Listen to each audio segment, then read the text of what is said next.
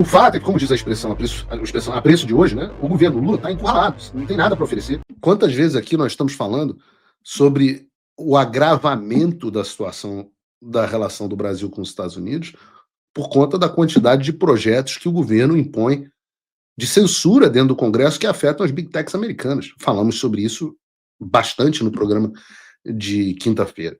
Então não adianta você fazer uma política de conversar suave, porque os americanos estão vendo o que vocês estão fazendo dentro do Congresso. E eu estava falando de Globo, e a gente vê que a coisa tá feia quando a Globo é quem está jogando água no chope do governo Lula, mandando eles pararem de comemorar esse corte de 10% nas tarifas. Bota o vídeo pra gente aí que circula nas redes, Brunão. É simples. Não é que exige uma exegese de especialistas e linguistas. Celso Amorim, Carlos Fávaro, recuem das celebrações. Assobiem, olhem para outro lado e finjam que não falaram nada. Outros ministros apaguem as suas celebrações em redes sociais, porque não há nada a celebrar. Isso não foi para o Brasil. E o Brasil é mais prejudicado do que favorecido com esse decreto. Eu explico. Se retirou a tarifa recíproca de 10% para todos os países para esses produtos. Como o Brasil foi taxado em 50%, esses produtos brasileiros continuam a ser taxados em 40%, enquanto os outros países, esses produtos, passam a não ter taxa alfandegária nenhuma. Então, proporcionalmente, ampliou-se a desvantagem brasileira, quando existe concorrência, é claro. Não? Quando há mais do que um país ofertando esses produtos para os Estados Unidos, a desvantagem brasileira ficou maior. Isso é uma questão aritmética.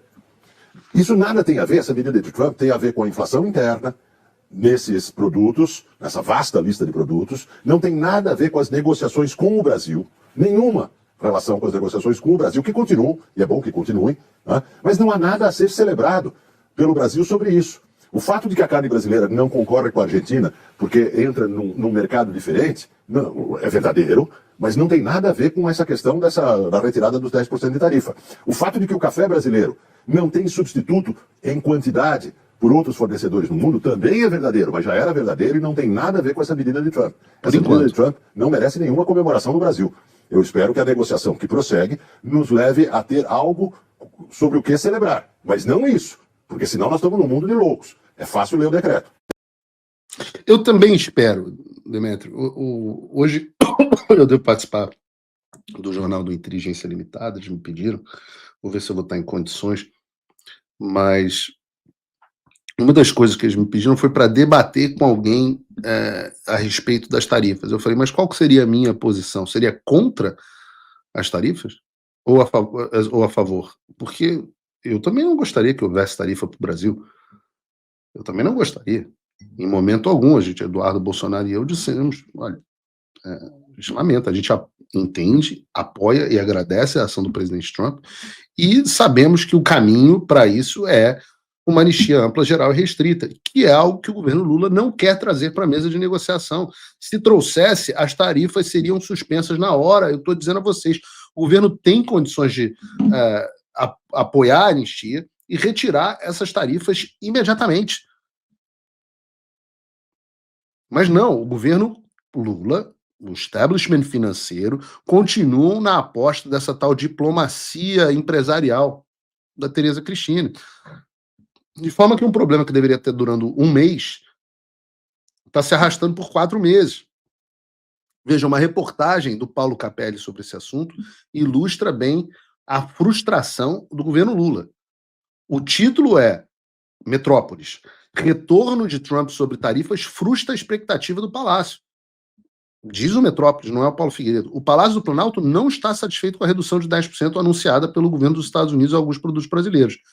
Como a coluna informou, o governo Lula enviou um documento de reivindicações aos Estados Unidos na terça, dia 4/11. Tá? Portanto, há 2 semanas. Mas boa parte das questões colocadas ainda permanece sem resposta. Segundo o embaixador envolvido nas negociações, o Brasil aguarda o retorno em relação às tarifas aplicadas pelo governo Trump sobre a carne bovina, açúcares e equipamentos de engenharia como metais.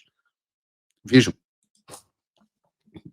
a reportagem está dizendo que o Brasil só está pedindo redução destes itens. Diplomatas brasileiros demonstram frustração com a demora. E todos os outros setores. Integrantes do Planalto afirmam que Lula está frustrado com o andamento das discussões e planeja ligar diretamente para Trump nos próximos dias para tentar reverter sobretaxa de 40% e revogar a lei Magnitsky aplicada pela Casa Branca contra o ministro do STF, Alexandre de Moraes. Até o momento, Washington se mostra irredutível quanto a retirar a sanção imposta ao magistrado da Suprema Corte. De novo, Metrópolis. O chanceler Mauro Vieira se reunirá até o final deste mês com o secretário de Estado americano Marco Rubio e com o responsável pela área comercial dos Estados Unidos, Jameson Greer. Também está prevista a participação do ministro da Fazenda, Fernando Haddad. Mais uma reunião. E esse trecho sobre os Estados Unidos estarem se mostrando irredutíveis contra a retirada das sanções é muito importante, porque uma hora ou outra o governo Lula vai ser obrigado a encarar a realidade de que os 40% de tarifas só devem sair de duas formas. Ou o Brasil oferta algo imperdível aos Estados Unidos, ou então começa a lidar com as violações de direitos humanos por parte do regime. Eu não vejo outro caminho viável. Na semana passada, o Mauro Vieira estava dizendo que o Marco Rubio havia sinalizado um possível acordo provisório até o final de novembro. A gente está chegando na última semana do mês e a única coisa que aconteceu agora foi uma piora na posição do governo Lula nas negociações. Então, não tem para onde correr. Ou enfrenta a realidade, ou enfrenta a realidade. Só tem duas opções. Ofereça algo extraordinário aos Estados Unidos ou lide com as violações de direitos humanos perpetradas pelo regime. E eu acho que o Brasil tem coisas para oferecer. Se eu estivesse na mesa de negociação, do outro lado, e pudesse oferecer coisas extraordinárias, eu ofereceria. Mas a melhor delas, a mais fácil delas, a saída evidente, é a anistia.